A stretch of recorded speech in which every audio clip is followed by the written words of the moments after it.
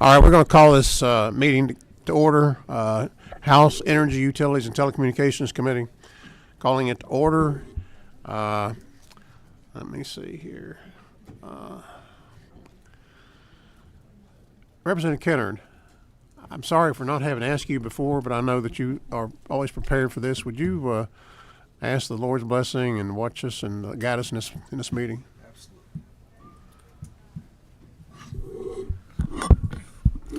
Let's pray. Father, we thank you that your steadfast love never ceases, your mercies never come to an end.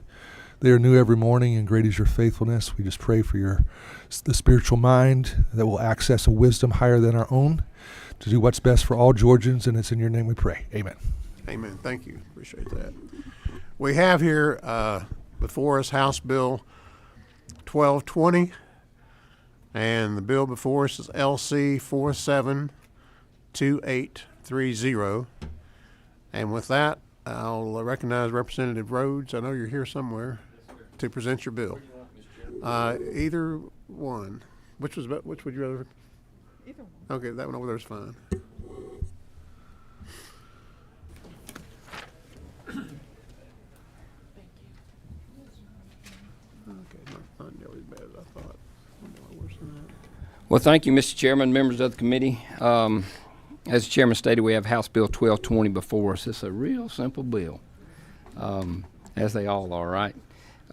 Basically, I'm just going to kind of give a brief synopsis, because looking from the sign-up sheet, we've got a lot of people that want to be heard on this measure, and I'd rather y'all hear directly from the people than me. But basically, what this bill does is it takes private water systems in the state of Georgia that are greater than 1,000 more customers and puts them under the purview of the PSC. The PSC was formed here to make sure that we have reasonable and fair rates through our utilities, our gas and electric. And just to tell you a little difference, the difference between we want to call a public water company and a private water company is, of course, pricing comes into play. But at the same time, in a public utility, the voters have oversight. If you don't like what they're doing, then you can get them out of office. In a private water company, there is no oversight. And then you come back to what is a fair and reasonable rate of return, and that's what, if we were to go under the PSC, that is what we would find out. And Georgia is one of 5 states that we do not regulate private water companies. Is something for us to think about. Just to tell you a little brief history of why we are where we are. Back in the early days, I call it early days, even when I was a child, in Greene and Putnam County, we were rural Georgia. I think we had counties, we were 8,000 or 10,000 people in our counties, and now we're busting at 20 and 25, and it's really taken off really after COVID. People want to get out of the city and move out there to God's country where we are.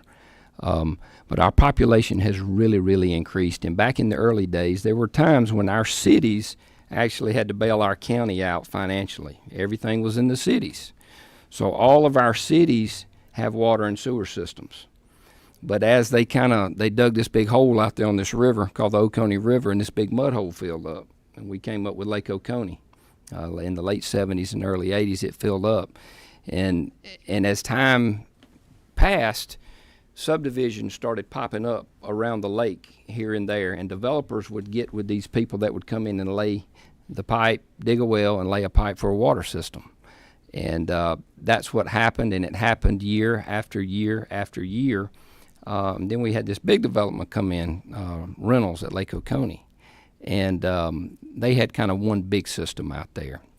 And through time, the water system, and they're here, they're good people, the owners are good people.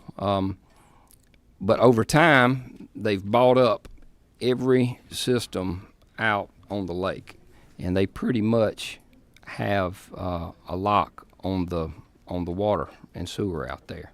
Kind of development hinges on it, and now they are private, so when they do stuff, they have to put their own money up and do that. You have to keep that in mind also. But at the same time, it's time, in our opinion, really, you know, to be honest, I'm a huge proponent of free enterprise. I mean, free enterprise is what makes this state great, has made it great 10 years in a row, number one state to do business in, and it's what drives our country. But water is a necessity of life. It's not, you and I don't have to go buy this coat. We don't have to buy these shoes that we have on, but we have to have water to live.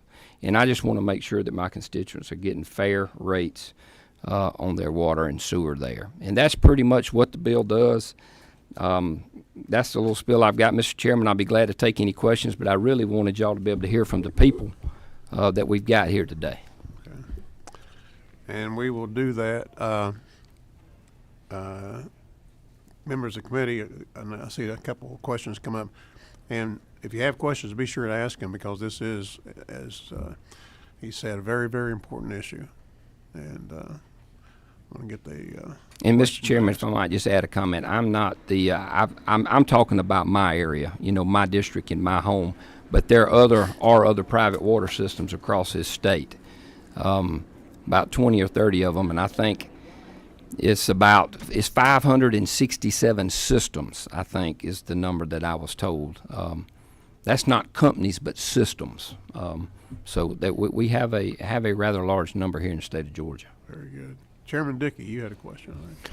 Thank you, Mr. Chairman, and thank you to my very good friend who I was sharing office with, and I should have asked these questions prior, as I see you every day. Why didn't you? But you just answered one about the 567 systems, so it does affect a lot of other systems in our state.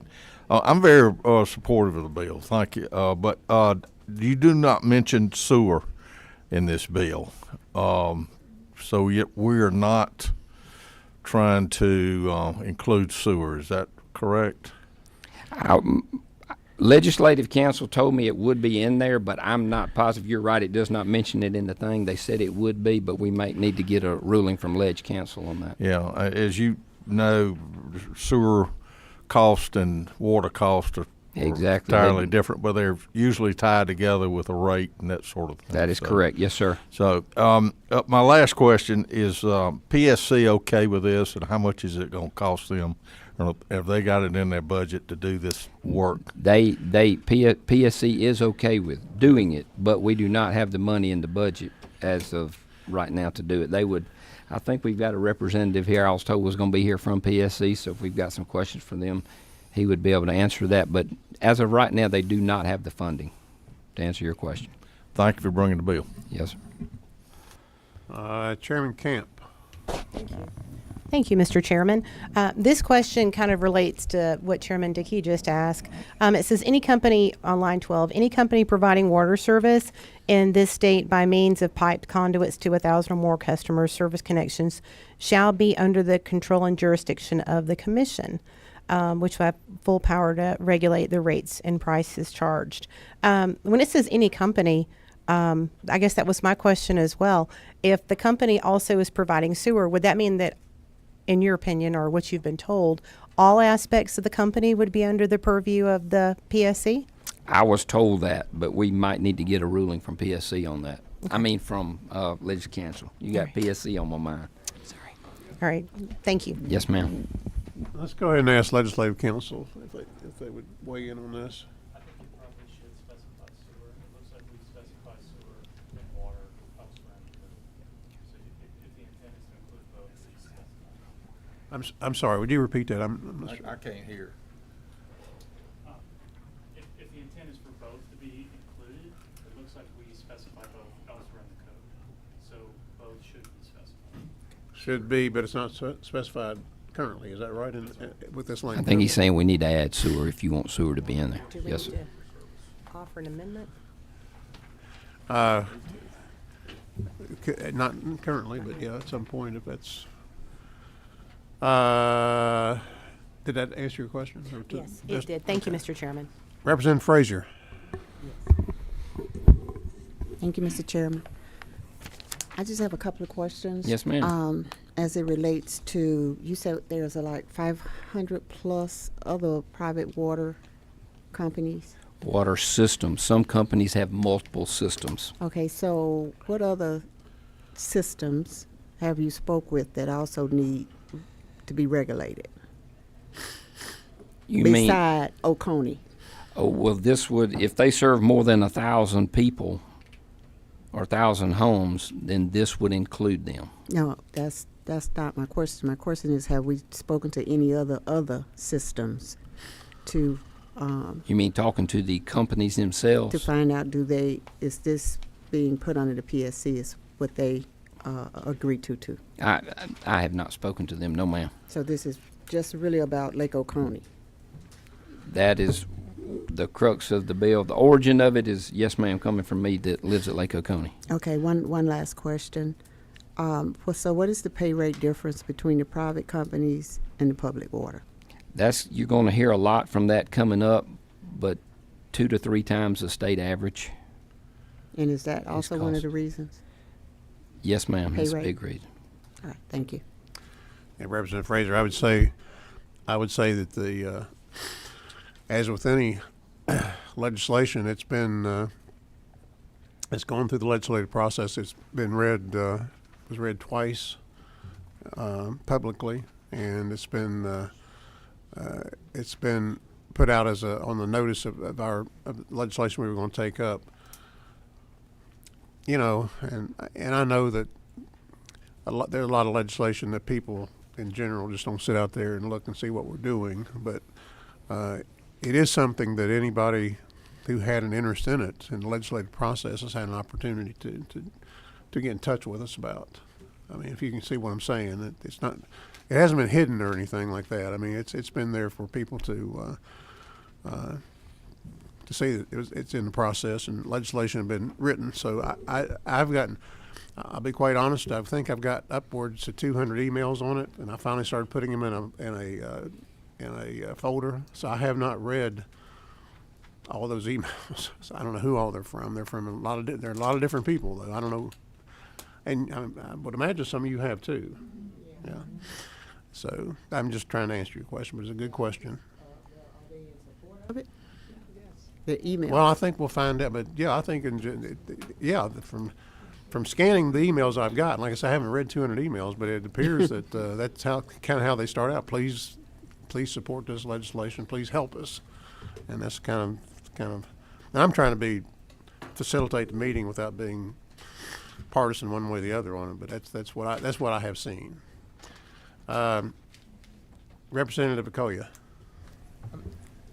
As a matter of fact, most of my question was asked by her already, but just following up on your introduction, say some people move to God's own country. I live in Lawrenceville. What country is it? Well, you mean what I call God's country? Yes. At Lake Oconee. Okay. You see, I was supporting this bill, but now That's your call. All right. We're going to go to people signed up to speak now. Thank Unless you, you have sir, something Mr. else you want to bring to us right now. That's it, right? Okay. Michael Hartman. Thank you. My name is Michael Hartman. I live in Greensboro, and I'd like to thank the committee for taking the time to hear how this originated and why we're here today. As Trey mentioned, Georgia is one of 5 states that do not regulate the rate of water. And so the result of this has been a hands-off approach to regulation, which has resulted in excessive profits for the owners of a handful of private water companies at the expense of tens of thousands of customers who have no other choice for water and sewer service. And so that unfairness is really the centerpiece of why we're here today. We're here to provide you with evidence that we hope will persuade you to pass House Bill 1220 out of committee so the full legislature can vote on it. As a part of this discussion, we're going to we have 4 speakers here, including myself. We're going to come at it from our own personal perspective. I'm going to come at it from the perspective of a residential customer, and Jacob Freed at the end here is going to talk about the perspective of a business customer. Rick Crane is going to talk about the path we've taken to get here, what we've tried to do to get this problem fixed. And then Ernie Felice is going to tell you about the perspective of a local elected official in Greene County. So, at any rate, from the perspective of a residential customer, my wife and I moved here recently in 2022, and we came up here in 2021 and began building a house. So my first exposure to this problem was a charge that I received in the cost of building my house of $20,000 for the honor of connecting to a water company. Now, I've lived in 8 different houses in different parts of the country, and I've never seen anything like this before. So we paid the $20,000 to our builder, who paid the water company, and then we moved in. And the next thing that happened was I got a bill for my first water bill for $2,800. Now, admittedly, I was watering in a new lawn, but I had to do that to get it to happen. And so in 40 years of owning a house, some in very similar situations, same house, same yard, I have never had a water bill over $100. Now my first water bill is $400. Then we moved in, and my routine bill in the summertime now is way down to $400, including some for watering the lawn, some for the house. So again, it's just way higher than everybody else. So then we started doing some investigation on this. And the thing that I saw that helped us to understand the problem the most, there's a thing called the Georgia Water Dashboard. It's on the internet. It's a thing that's put together by University of North Carolina for a lot of the states in the union. So I looked that up, and our water company's average bill, and they tell you the cost of water for 5,000 gallons is a benchmark. The average bill for that in the state of Georgia is about $62 or $63 a month. The cost of my water company for that same amount is $155, or it was in 2021. So it was roughly 2.5 times the state average. So then the next thing that happened was that so we have this water company that's 2.5 times the state average, and this is in 2021. We move into our house in 2022, and the first thing that we see is that high-priced water company decided to raise their rates by 25%. Obviously, there's no pushback on that because there's no regulators. You still have customers who have no choice, but they raised the rates 25%. We go to the next year, 2023, they raised the price of sewage by 20%. We go to the next year, which is this year, we got a letter earlier this year from the company, and they announced that they were raising sewer rates an additional 10% and water rates by somewhere between 10 and 50%, depending on how much where you were in the scale, how much water you were using.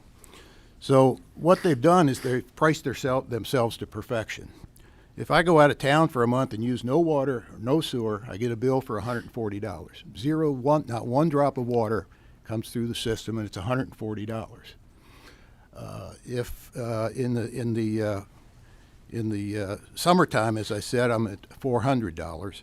And so what they have now is nearly, if not, the highest base rates for water and sewer in the state. They're very close. Also, they're the highest rates in the state for volume rates. How much do you pay per gallon? So, and what they've managed to do is to price themselves to perfection. And so if you've got the highest base rates, the highest volume rates, the highest connect fees, you're obviously the highest price water company in the whole state of Georgia, if not the whole country.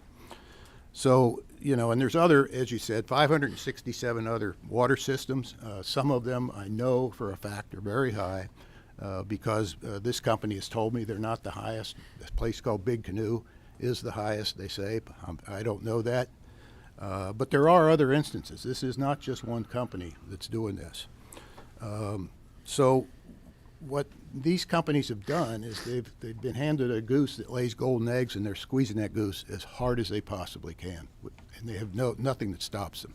If they wanted to charge us $1 a gallon for water, we would have no choice, assuming you needed water to live. So private water companies are taking unfettered advantage of their monopoly position to extract all excess profits. And as I mentioned earlier, that's a handful of people getting rich at the expense of tens, if not hundreds of thousands of customers. So what I'd like to do now unless you have any questions, is to turn this over for Jacob Freed to give you a businessman's perspective. Well, we'll take, what I would prefer to do is ask the committee members if they have questions of you and from your testimony. And I think Representative Williamson does have. Thank you, Mr. Chairman. Is it Mr. Harmon? Is that Hartman. correct? Hartman. Hartman. Hartman. Thank you, Mr. Hartman. I appreciate your testimony. If it's not being too inquisitive here, but approximately how large is your lot? It's it's like 0.9 acres, but Okay, so about it's a under. third of it I can't use because it's down in the low part area. So it's less than an acre. Yeah, it's roughly half an acre. Of And the usable reason land. I ask that is I live in Walton County, and we have a 2 acre. Our public health department, you can, if the soil perks, if it tests properly, you can put a septic tank on a 2 acre lot. I see. Yeah. So in our county, your lot would not be eligible for a septic tank, which I understand is a big part of the pricing on this system. So even with the chambered system, which is some of the people that know much more about it than I can function when you don't even get the soils that you prefer to have. So and then as far as being able, the ability to drill a well on your lot, I don't know what the local rules are, but what you're saying is you may be able to drill a well, but you definitely can't handle the waste. The fact is, we have in a planned unit development, and we're prevented from doing either of those. Gotcha. All right, anyhow, so that's really the questions I had. The $20,000 tap fee, was that a tap fee for the water or water and sewer? It's a combination of a tap fee, I believe, of $4,500 for the water, $6,500 for the sewer, $6,500 for a grinder to in front of the sewer system. Which is mandated. Yeah, about $1,700 for a second meter, so you don't have to pay sewage on your irrigation. Thank you for explaining that. Yeah. Oh. Chairman Camp, do you have a question for this gentleman? Yes, I was curious, were you giving any type of disclosure or any type of information when you contracted on your lot regarding the utilities? There was supposedly to be a disclosure that listed that it was a private water company, and we had no choices, whatever it said, but I was never given that. All right, follow up, Mr. Chairman. Yes. So you were never given anything that gave you any indication what the connection fees were going to be, or monthly rates, or No. Standard service charges, even No, if you did not no. use the system? No. Okay. All right, thank you. Okay. Now, I think this is Mr. Freed. Is he with you? Jacob Freed. Okay, we'll just call upon him next Yes. then. Is that okay? Yep. Okay. Thank you.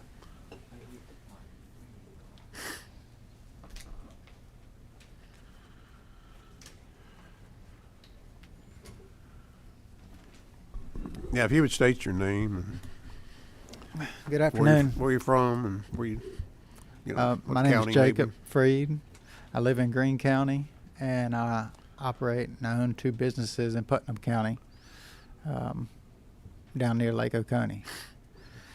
And I'm here today trying to save my businesses and the future of my family businesses.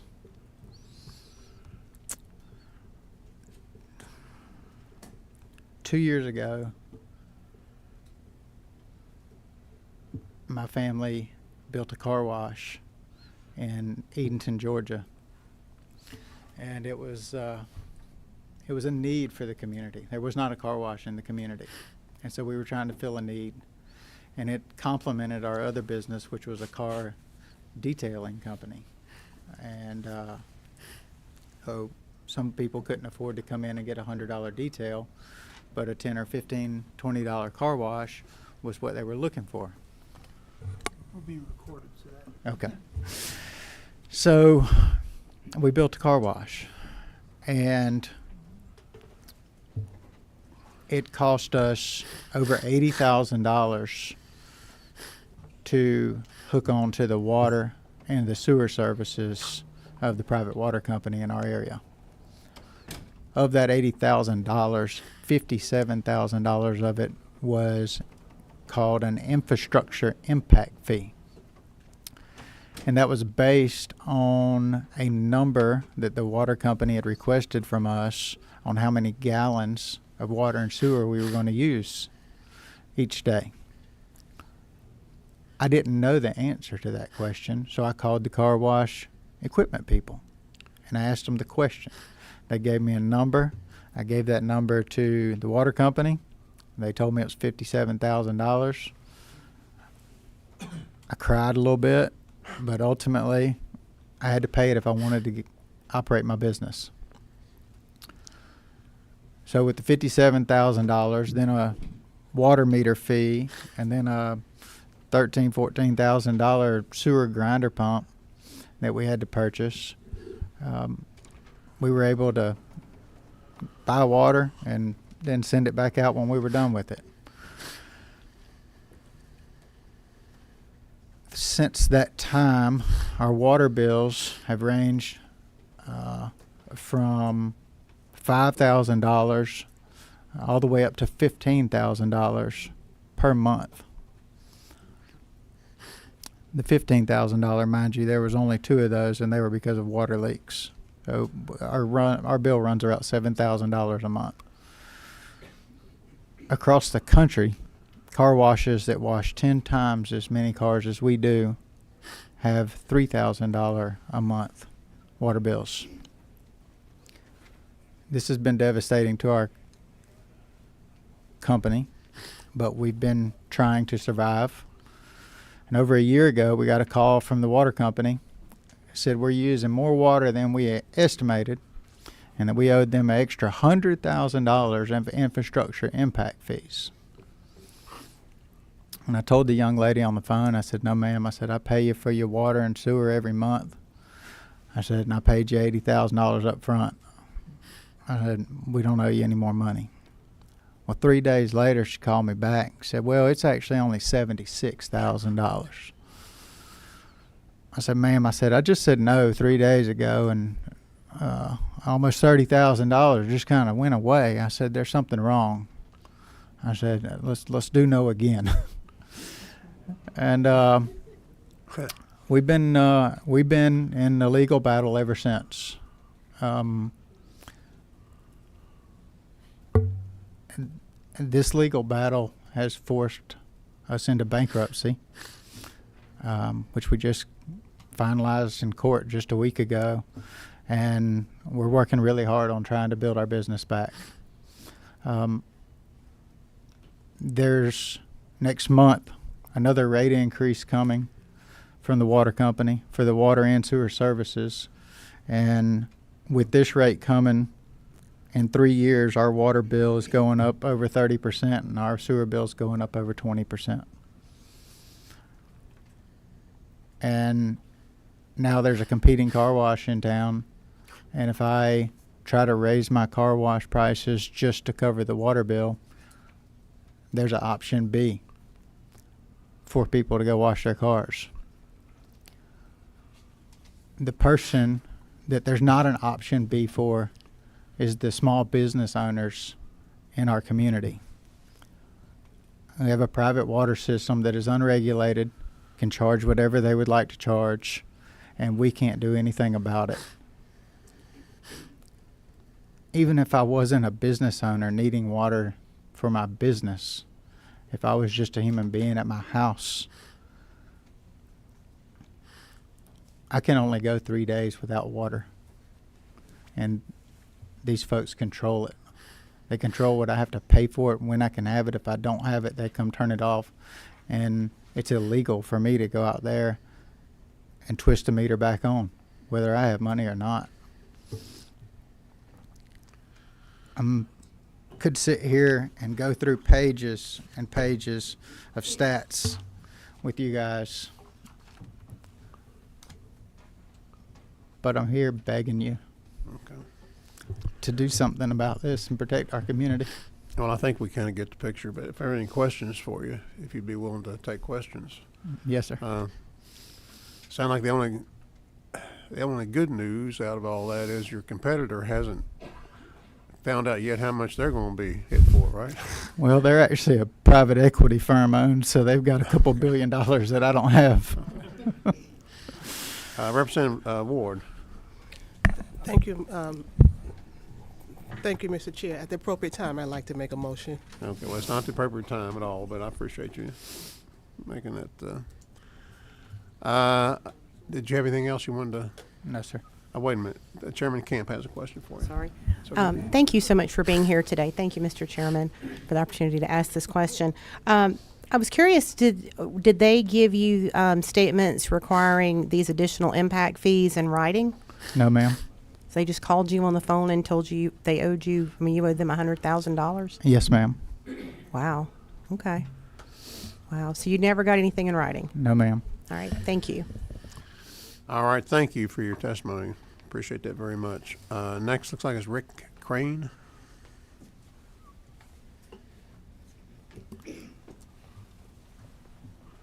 Good afternoon. My name is Rick Crane, and I also live in Greene County.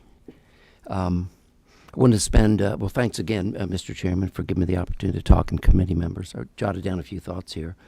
So Mike is giving you a perspective from a residential customer, and Jacob is giving you his perspective from a small business owner. So I wanted to take a few minutes and just give you some background on how we got here today. First, we formed a very small committee, if you will, small group, and we met with hundreds and hundreds of our water companies' customers and hundreds of our neighbors to get their perspective and their feelings having to pay such outrageous prices for an unregulated monopoly selling water to us.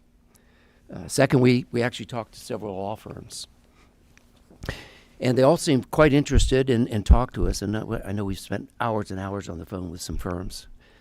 And it was determined that this particular water company was breaking no laws whatsoever, and that there was really not much we could do in that regard. But they were quite interested in this case that we teed up. We determined then it was the only way to try to solve this problem was to try to have this unregulated monopoly price regulated. We next put together an online petition, and we put it on a platform, a social media platform called Nextdoor. And within weeks, we had thousands of signatures from neighbors and customers and so on and so forth. We then contracted Mr. Rhodes, Trey, and Lee Anderson, and met with them and talked about this issue and what we might be able to do about it. Let me conclude with my opinion is that the only way we can fix this problem, come up with a solution, is price regulation. It's clear that hundreds of thousands of voting Georgia citizens are clearly upset having to subsidize the wealth of a handful of water company owners via outrageous rates, providing excessive rates of return far beyond what we think is fair. So thanks again for the time. Thank you. I don't see any questions. Any questions from the committee? Don't see any. Thank you very much for your testimony. Appreciate you coming today. The next speaker is, it's my problem here. I can't, but Ernie, is it? Felice, yes. What's the last name? Felice.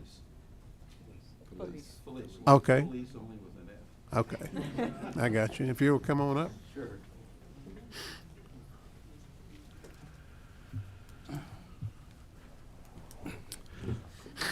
Thank you, Mr. Chairman, and thank you for all of you coming today. I have lived in Greensboro, Georgia for 28 years, and I'm the county commissioner for District 4 for 7.5 years. And I can tell you I'm here today because of the request of many of my constituents who, when they got word of this hearing today, my telephone and my computer have just exploded. As a matter of fact, is there a Mr. Jordan Ridley here? Is he on the committee? Oh, okay. Because one of my constituents, he answered her email, and she wanted me to say thank you to him for answering the email. So Anyway,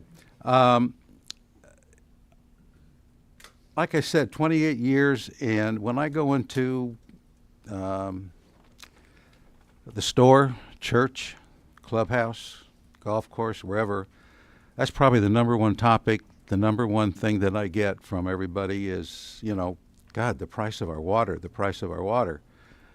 And they say that because the water company, I believe, it does not pay for the water. It's free water.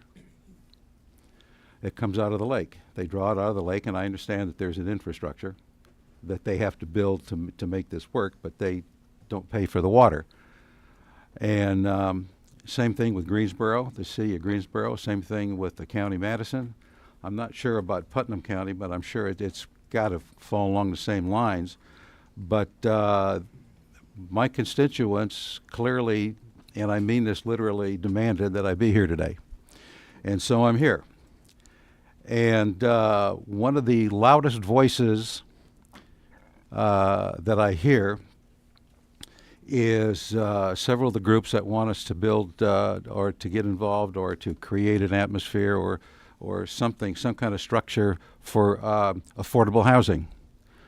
Well, yes, some of the land around the lake is expensive, but the tap fees alone absolutely discourage any kind of building of affordable housing, and we need that in Greene County.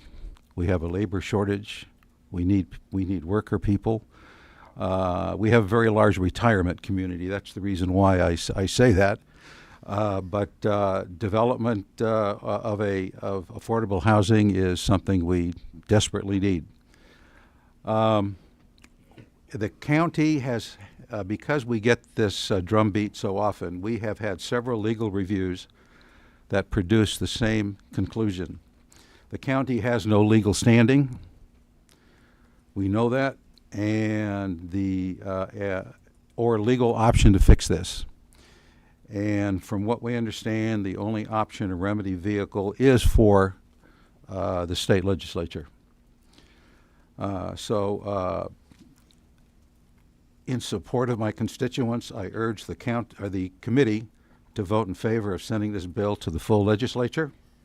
One suggestion, as legal counsel admitted or has already alluded to, is the surcharges, because that's basically the water fee doubled.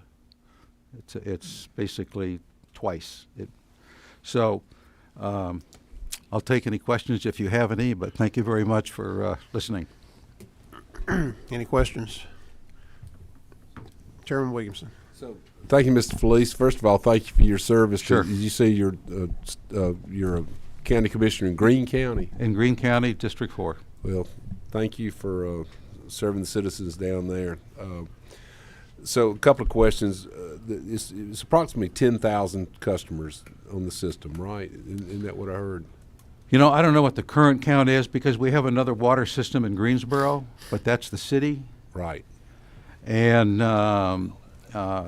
because you've got the water company has customers in let's see, in Great Waters, which is Putnam County, and the surrounding area, and a surrounding area around Reynolds and well, let's talk about area. Greene County then. I'm just trying to get so do you have any idea approximately how many customers are in Greene County? Well, I'm going to say it's got to be it's got to be somewhere around 10,000. Okay. Because you've got Del Webb, you've got Landing, you've got Reynolds, you've got Cherokee Point, you've got a lot of other. And these are friendly questions. I'm trying to get to it. I understand. And similarly, what's the population of the city of Greensboro? Because you have a city system there, correct? God, the city, I can tell you, our county, when I moved there in '94, was 9,000. In 16, when I was elected, it was up to 14.5, and now it just broke 20,000. No, I'm talking about the city. The city, I'm going to say 3,000. Okay, and does the city sell water outside of the city limits of Greensboro into the county? They were asked to service the south part of the county, and they said no. Okay, so they don't. They don't. Again, these are friendly questions. I'm just trying to get my. There are some peripheral areas. I don't exactly where the boundary is, but There's an area where they are going to have to annex, that there's some a development going in, but so I can't give you the exact number at this time, but it's somewhere around there. All right, so I'm trying to draw some comparisons, get a Right. feel for the Yes, sir. services available in the Uh-huh. local area. And the city of Greensboro serving 3,000 people, I know you're a county commissioner. Mm-hmm. It'd be interesting to know what their total operating cost is, because they're taking water from some source. We've heard this water on this system comes from the lake. I would have assumed it'd been coming from wells, but Mhm. We have a this- large population in the county that does pull off of wells. that feed a In Greene water County, system. in That Greene feed a County. water system. No, they No. have their own. Well, they now have I their own understand. private well. Right. I'm from Georgia. Yes, I sir. understand well. Okay. I understand you're not gonna live without water. I hear you. And again, these are friendly questions. Uh-huh. But obviously, a small city. What I hear you saying is Greensboro serving 3,000-4,000 people. Yes, sir. Has rates much less than a Yes, Piedmont sir. Water Company in this Yes, sir. particular instance. Yes, sir. So, arguably, any of us know that the larger the enterprise, typically you get economies of scale. You'd think so, yes, sir. And it becomes more efficient to whatever your product might be, in this case, water and distribution of water. So, what I'm trying to get to is, in fairness to a system that's small, and let's say they define themselves as being a small system, they might cost more, or slightly more than the average, but Because economies of scale? because of economies of Right, scale, got that. or lack thereof. But it seems to me that the testimony we're getting here today is the pricing is out of proportion, Yes, even sir. when you factor in the Yes, sir. circumstances of the economy of scale to operate a system. Yes, sir. And what I hear y'all saying is that rebalancing of what it actually costs, allowing for fair profits, would be best overseen by, as 45 other states do, by Public Service Commission review. Yes, sir. Even if you allowed them, even the Public Service Commission in their wisdom says, in fairness to them, this it's a small system. They have to, in order to generate fair and consistent profits for the business that we're regulating here. You're just trying to get some sanity in the system. Is that Yes, what sir. I hear you saying? Yes, sir. All right. I'm sorry I'm No. testifying in my questions, but I'm just trying to get clarity on what the other options are out there. Because, and one final point, since you are a county commissioner, it would and this is, I'll open this up to anybody that's testified. Has there been any discussion, and I don't want anybody to think when I use this word, any discussion about the power of eminent domain? You mean taking it over? That's eminent domain Well, for the the public good. contract is between, the original contract is between Reynolds and the water company. So it's two private companies. We have no standing with that. We have kind of a back-the-envelope kind of a thing in discussions with the other commissioners. And it would be, the last time we thought it would be somewhere around $200 million to take it over. We're a small county with 20,000 people. That answers my question. Okay, sir. Okay. Thank you for allowing me Okay, to probe. good. Thank you, Mr. Chairman. Sure, absolutely. Looks like you still have a couple questions, right? Sure. Did you have a question? Okay, go ahead. All right. Thank you so much for being here, and thank you again for your service. I moved from Putnam County about 28 years ago, so we Okay. barely missed each other, being neighbors. But if memory serves, Lake Oconee and Lake Sinclair, property owners only own to the watermark, correct? I'm sorry, say that again? No, the property owners only own to the watermark, correct? The watermark. Like the low water mark on the lake. They don't own, because it's a Georgia Power Lake, right? Georgia Power Lake, right. All right. And so my question, and that's the reason I was verifying that. I mean, to your knowledge, does the water company pay Georgia Power to extract? Because if you say 10,000 residents or 10,000 households times 5,000 gallons of water, that's a lot of water. Yes, ma'am.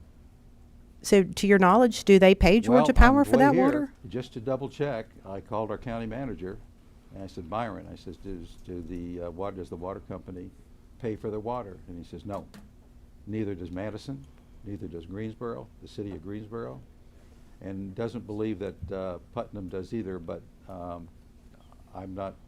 don't remember him saying that, but Okay. I think that's the case. So, I guess those are private, private contracts between those Yes. two entities. All right. So, my next question, if it's okay, Mr. Chairman, is does the water company, each individual ratepayer, are they paying sales tax on their water bills? So, they're paying Greene County is getting sales tax from each gallon of water or each water bill, correct? I think so, yes. Yeah. Okay. It's not the bill, It's not, it doesn't have the detail on it, that's why I say. It's just here's So the price. bill doesn't list sales tax explicitly. No, it doesn't. Interesting. Gallons and dollars, that's right. No sales tax is listed. Nope. Okay. Thank you. Representative Koya.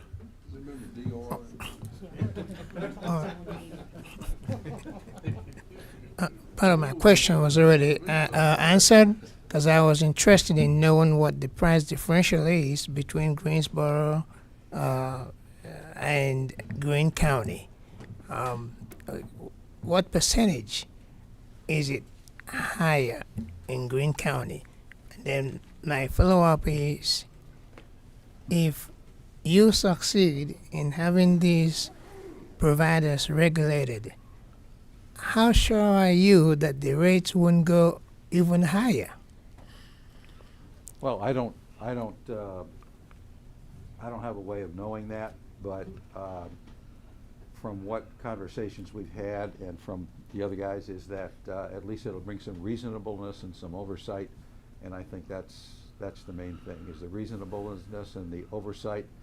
And when somebody says we would love to come in and put some affordable housing in here, but we can't afford it right from the get-go because the tap fee is so onerous that they're behind the 8 ball to start with.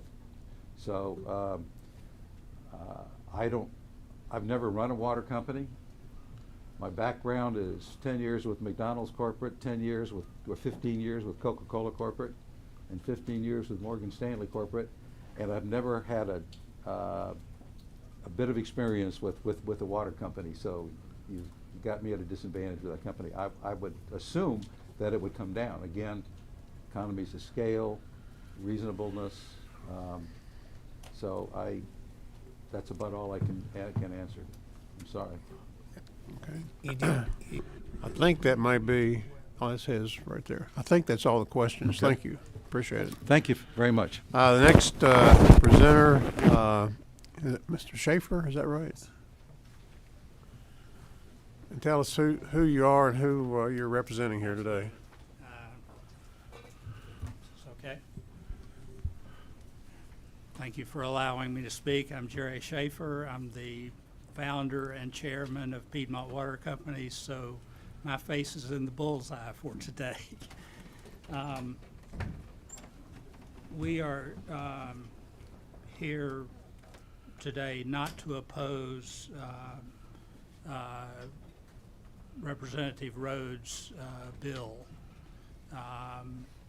We're really agnostic on that, and if y'all choose to bring the Public Service Commission in, we're comfortable with what that would do for us.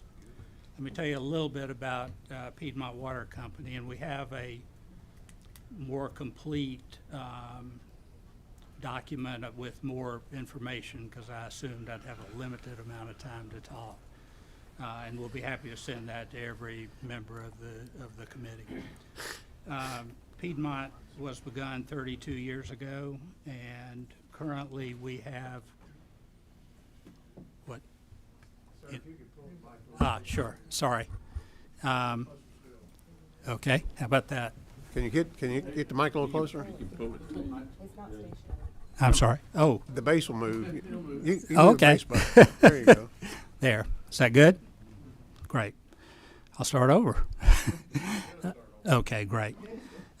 We have 83 permitted water systems. most of which are small community systems, typically in rural areas, pretty far apart.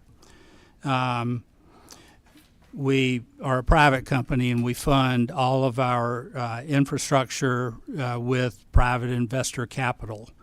We filled the void when Greensboro failed to or decided that they did not want to supply the water. Someone asked that question, and so private capital came in to allow the development and the economic development, really, at Lake Oconee. Our largest system is Reynolds on Lake Oconee, which is in part the center of this discussion. There we have 5,000 customers, 5,200 customers, I'm sorry, and 2,000 for water customers and 2,000 sewer customers. Reynolds at Lake Oconee is a very high-end community. Average house price now is approaching, if not above, $1 million.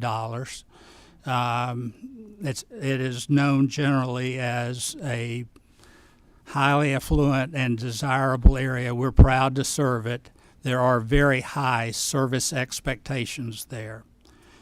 The system also serves virtually all of the retail and other establishments, including the Ritz-Carlton Hotel, which is known nationally, the various restaurants and clubhouses there, and the Publix and so forth. So basically, everything that was done required water and sewer to be done. At the same time, this community is growing very rapidly. Typically, we're adding between 500 and 1,000 customers per year to the capacity that is required. Greene County is really everything around the lake, but especially Greene County is at one time we served all of the community with wells. We got up to, I think it was 27 wells serving the community. Really, we had tremendous customer complaints, and that was the focus of the complaints of the water system several years ago. With our own capital 2 years ago, we did basically what the DNR had told us we would have to do, which was to serve the area by surface water treatment, Lake Oconee. The cost to do that, to create the water treatment plant, was $20 million, 5,000 customers. We've also had to upgrade and continue to expand the wastewater treatment plants. We have 2 in operation at Reynolds now. In all, we have 8 facilities across the state. We're in 14 counties. And so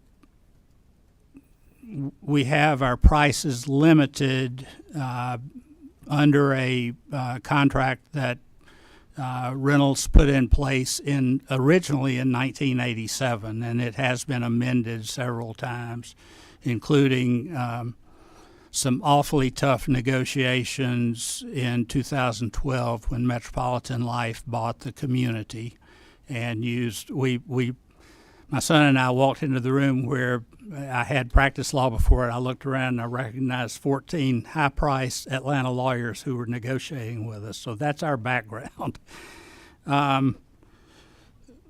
There is a limitation, which they agreed to, but in recognizing that we must fill the capital requirements for both Reynolds and the general community, which includes Del Webb.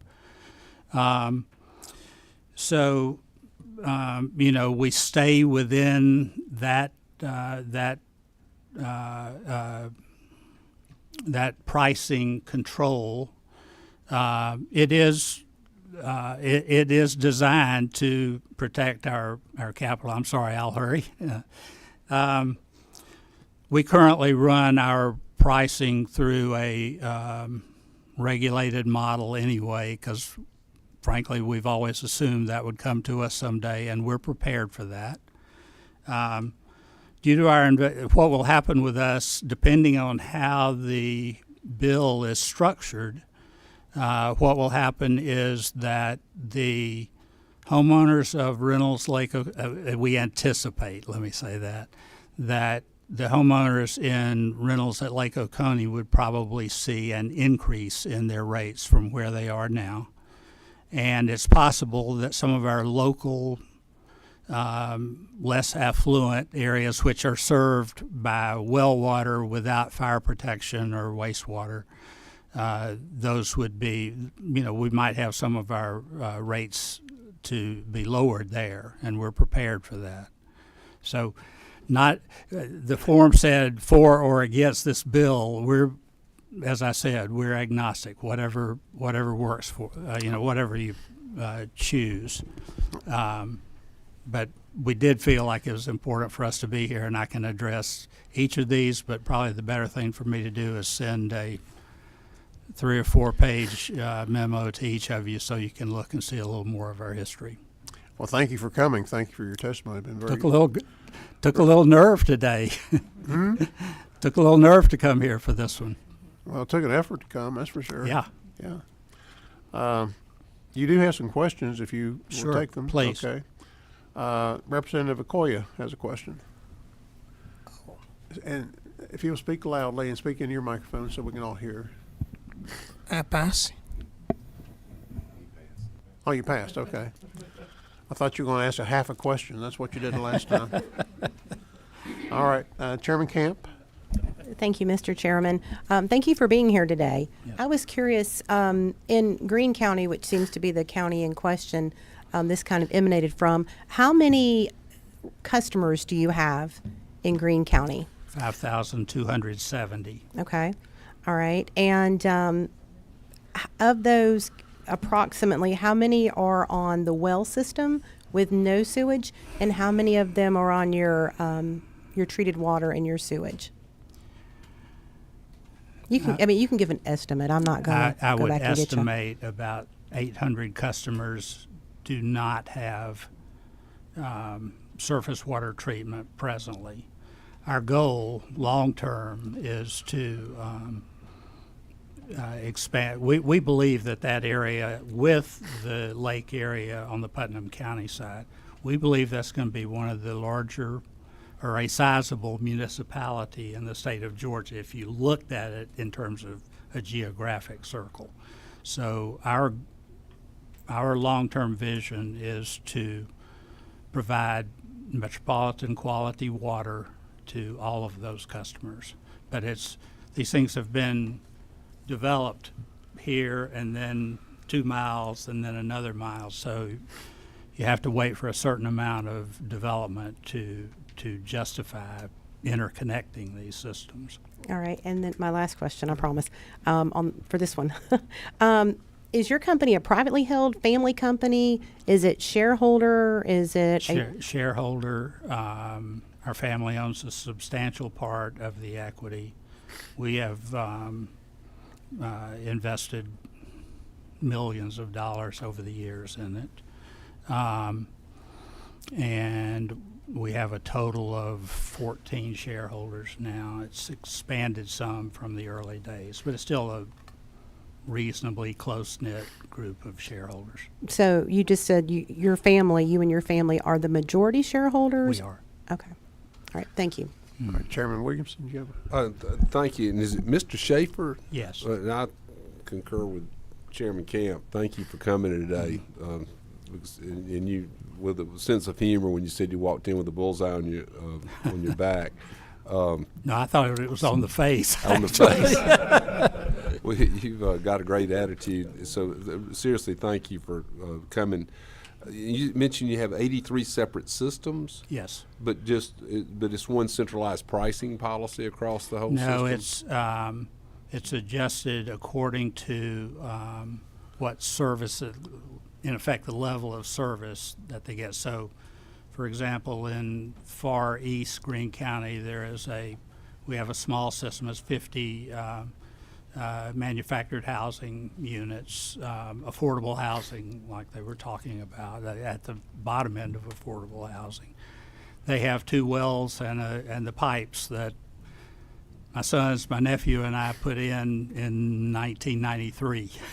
So, that's sort of, we have a certain number of those, probably 10 such systems across northeast Georgia, a number up north of Athens in Madison County.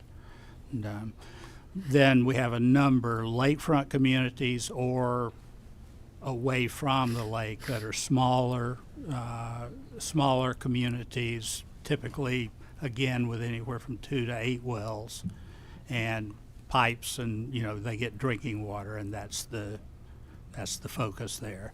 We do not try, I didn't mention this before, we do not try to provide them enough, nor are we required to provide them enough water for irrigation. One of our problems, I'll come back and reference it, and this sort of ties into some of the discussions about rates. In the rental system, during the 8 months of the year, the community will require or use approximately 1 million to 1.1 million gallons per day.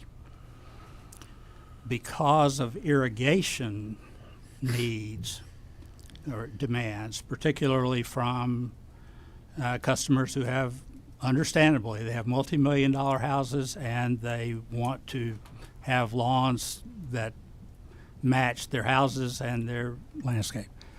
Because of that, we have to provide permitted and have the capacity to produce 2 million gallons per day. And last year we got very close to it, so we're about to have to expand the water system again because we're growing this system rapidly. Actually, the developers and builders are. So we're having to advance capital, private capital, no government funding, in order to meet these needs. So just a quick follow-up question. I think you mentioned you have 8 wastewater treatment plants. Yes. How many water treatment plants for drinking water?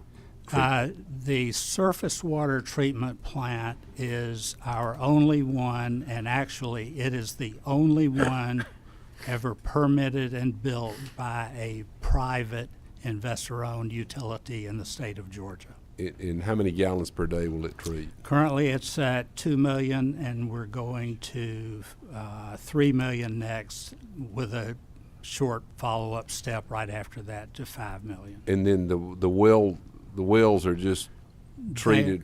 I mean, well water is typically filtered and treated. Correct. Within the rental system, we really learned this from the public and municipal systems. We kept our best 10 wells, but very high-grade reverse osmosis systems on the wells, because that gave us an extra roughly 400,000 gallons, is my recollection. And the final question is, I know you got a lot of golf courses in that community. Are they treating with? Are they purchasing their water through you? Or are they using lake water? Or our in rentals, most of the golf courses are irrigated with. These are tertiary plants, Right. which means it gets us to the highest level of treatment, and that's what they use to irrigate the golf courses. We have the same situation in Putnam County. If you go back there at all, in Tuscaloosa, we built a private plant there. But in layman's language, this is drinking water, quality water going on for irrigation purposes? Well, or close to it. The engineers say it's drinkable, and if you put 2 glasses together, the treated water looks better. I'm not drinking it yet. Well, thank you for answering Yes. my questions. I know that you have a couple more. Thank you. Representative Roman, do you have a question? No. Oh. Trying to figure it out. Did you figure it out? Yeah. Okay, well, good. Okay, we have, thank you. Right. Appreciate you being here, and it's very useful information. Right. Thank you very Thank much. you. We have one more speaker I know we want to hear from. It's Tom Bond from the PSC. Thank you all.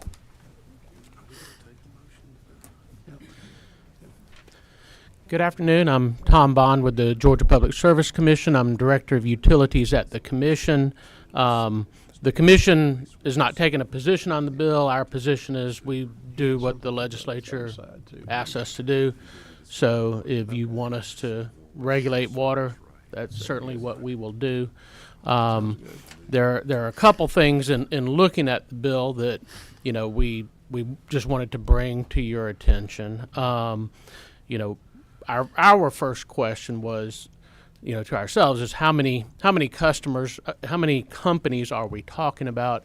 I think I heard the number 567. I wasn't sure if that included companies that were below systems. Okay, so it's unclear to us, you know, exactly the scope of what it's 567 systems. How many of those are separate companies? Are they all the same company? How many of those are below 1,000, in which case this bill, as written, wouldn't apply to them?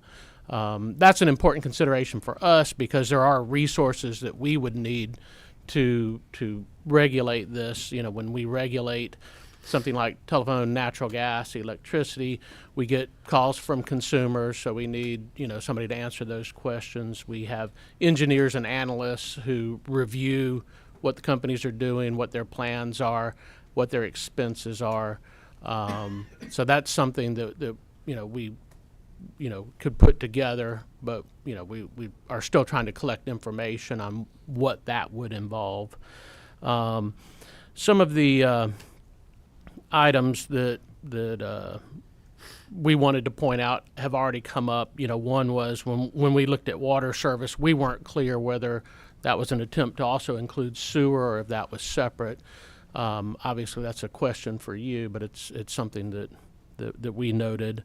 On line 14 of the bill, it talks about the commission regulating rates. Generally, we regulate rates, terms, and conditions. Terms and conditions are, you know, if you want us to regulate an entity, regulating the terms and conditions are almost as important as regulating the rates. You know, when can customers be disconnected? You know, what kind of late notices are required? What are their line extension policies? Obviously, the rate you pay for a line extension is important, but the policies associated with that are too. So if this is something the legislature is thinking about, you might want to consider, you know, those types of issues as well. Another thing that I didn't see in this bill was there wasn't mention of whether the commission had explicit authority to resolve customer complaints.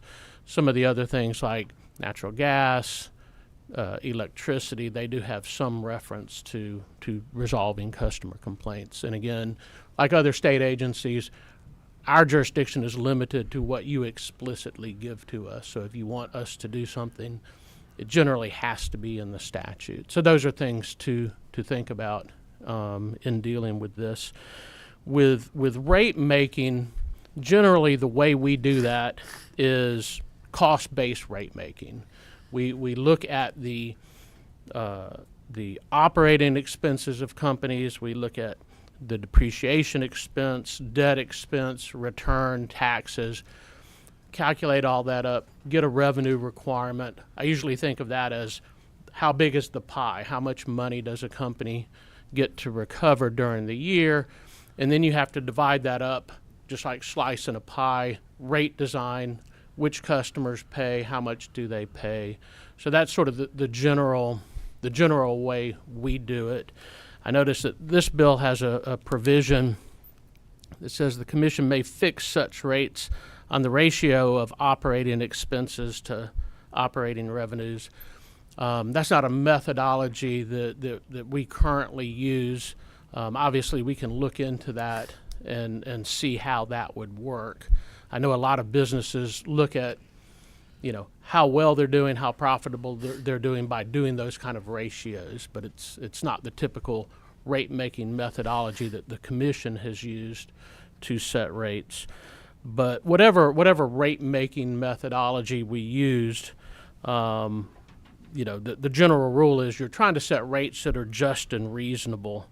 And whatever methodology we used, we would presumably be doing that. And that gets back to having engineers and analysts, because, you have to do analysis to determine what's a reasonable profit, what's an excessive profit, what's a reasonable expense, what's an unreasonable expense.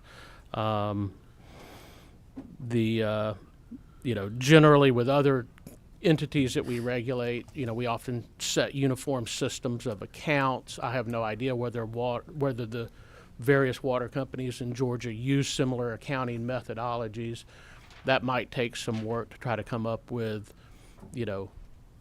getting them all on the same page, particularly if we were going to use the kind of formulistic rate making on line 16 about having a ratio. So there would be a lot of work involved. So I just wanted to bring some of that to y'all's attention, and I'm available to answer questions. I'm sorry. Any questions from the committee? I guess the only thing that happened, I just happened to think about, I understand to a certain extent what you're saying. And I'm assuming this bill, the way it's written, would go into effect upon either the signature of the governor or his not vetoing it, July the 1st. What do you think about it? I mean, what should we do? Should we say, should we have a date? I mean, to just put it under PSC? Yeah, well, that's right. Well, yeah. I mean, the bill itself doesn't lay out a lot of particulars the way some other, if you look at the natural gas, it's got a whole litany of describing how things will work. If you look at telecom, there's a lot of laws that describe how things are going to work. So before the commission could really do anything, the first thing we would have to do is promulgate a lot of rules to lay out how this is going to work. How, particularly if you're going to have a lot of companies, having uniform system of account, having uniform or at least, some depreciation rules as to how different things are depreciated. Obviously, if you're going to try to calculate rates for 500 separate systems, that's a lot of work. And we will certainly do it. I just wanted to point out that, we probably would need some lead-up time to get that work done. Okay. And we probably would need resources to get that work done. All right. Well, thank you. I think there are a couple more questions. We've been here for a pretty good while. We've been here over an hour and a half, and so we probably need to kind of be moving on. But I want to make sure that we have a couple of questions. I know who's Chairman Morkaiser. Where are you at? There you are. Right here, and I guess can I ask the Piedmont owner a couple of questions? We can bring him back up, but we have this gentleman here right now. Okay, that's fine. Go ahead. Representative Ward. Thank you, Mr. Chair. My question is for the author of the bill. I'm wondering on line 14, would you be opposed to changing it to regulate the rates, terms, and conditions? On line 14, would you be opposed to changing it or amending it to regulate the rates, terms, and conditions as PSC would like to see? Yeah, I don't have a problem with it. If he can dictate that to my man over there in the corner, he can get it going, we're good. Thank you. We're going to look at, I think we'll be looking at some proposed amendments, so thank you. Who else do we have here? Representative Kelly. Thank Where- you. There you are. Thank you, Mr. Chairman. I was just going to ask if y'all know of your counterparts in other states that regulate water, and if y'all have had opportunity to talk with them about what a system would look like in terms of a dollar amount that we need to go tell Chairman Hatchett and Chairman Tillery that we need for this. We are aware that a lot of state commissions do regulate water. You know, we're a member of NARUC, which is the National Association of Regulatory Commissions. You know, I've actually been to a few water seminars at those when there's nothing else for me to go to. So they do water. Most of our counterparts do water, and you know, from that standpoint, we would not have to reinvent the wheel. I think for us, it's more a matter of getting a handle on how many companies are we going to be dealing with, and then trying to come up with an estimate. We don't have that yet. We're still working on it. 35 companies, and all of them might not fall under the 1,000 or more. Yeah. So if it's 35 and you knock out some, yeah, it's not nearly as scary as 567. Do you have another question? Just how many states do regulate water? Do you know that number? off the top I of your don't head? know the number, but I think it's the majority of them.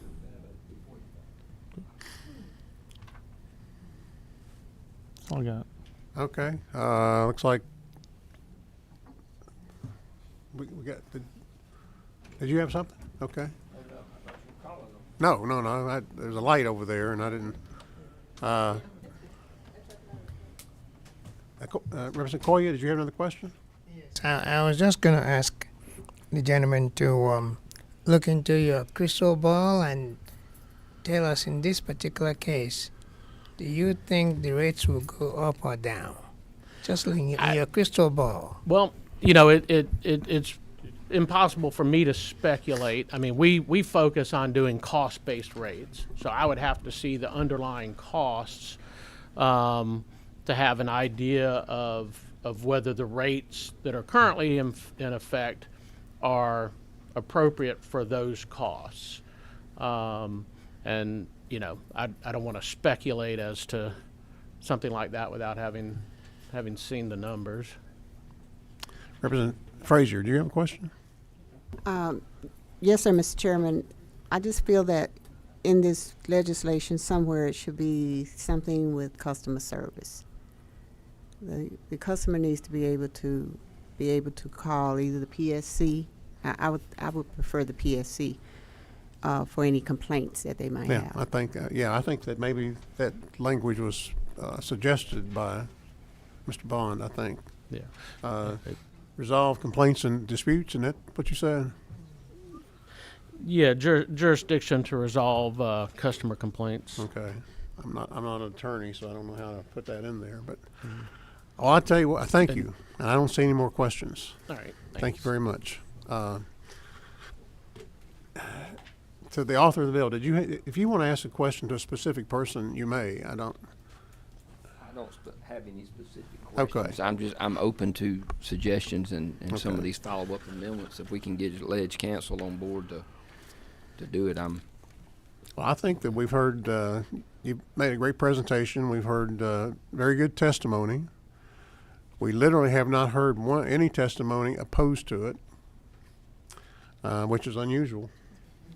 No Mr. Chairman, testimony opposed to it. Mr. Chairman, if I might just make a comment, I just want to thank everybody for coming and thank Piedmont. As I say, they're good people, and I've helped them on a number of issues, and we'll continue to do so. So I just appreciate them being here. Do you have anything else you want to say? No, sir. Okay. With that, what is the will of the committee? Move to pass, Mr. Chairman. We have a move to pass. Is there a second? We have a second. No, you have Have to have a motion first. Yeah. At the proper time, I'd like to offer some amendments, Mr. Chairman. All right. We have a motion to pass and a second. Discussion. Chairman Williamson. Thank you, Mr. Chairman. The first amendment I would say is line 12, where it says any company providing water service. After the word service, insert or wastewater, sewer, or both. So the full line would read, any company providing water service or wastewater service or both in this state by means of pipes or conduits. Second. Okay. We And, have and if I may, Mr. Chairman, in Yes. addition, similar language in line 18, after the word service, insert or wastewater service. So the line would then read, this subsection shall not apply to any water service or wastewater service provided by the state or any political subdivision or authority thereof. Okay. We have a motion, a second on we have a motion and a second on the two amendments. Are there any other amendments to be proposed? Mr. Chairman, we're gonna have to create a line for customer. Oh, I'm sorry. We did not. You're right. We had a motion before I do. Thank you. Well- We had a motion and a second on those two amendments. All in favor of those two amendments signify by saying aye. Aye. Any opposed, say no. Okay, the amendments pass. I'm sorry, Representative Frazier, I cut you off because I had failed to do my job properly. Go ahead. So can you, the PSC, Mr. Bond, can you supply that language again for customer service? Because it doesn't apply anywhere, so I guess we'll create a line, right? Yeah, would line 14 not, Mr. Chairman, if I may, would line 14 not say where it says jurisdiction of the commission which shall have full power to regulate the rates, and then to the representative's point, insert terms and conditions and prices charged by any such company? Would that not accomplish the intended purpose? Terms and conditions. Yeah, but I thought you wanted to change that. Yeah, that would be an amendment, right. But he's finna add what I want on there. They're saying what you want is gonna be. Okay, do we have an amendment proposed? I think. Hold on. Bruce.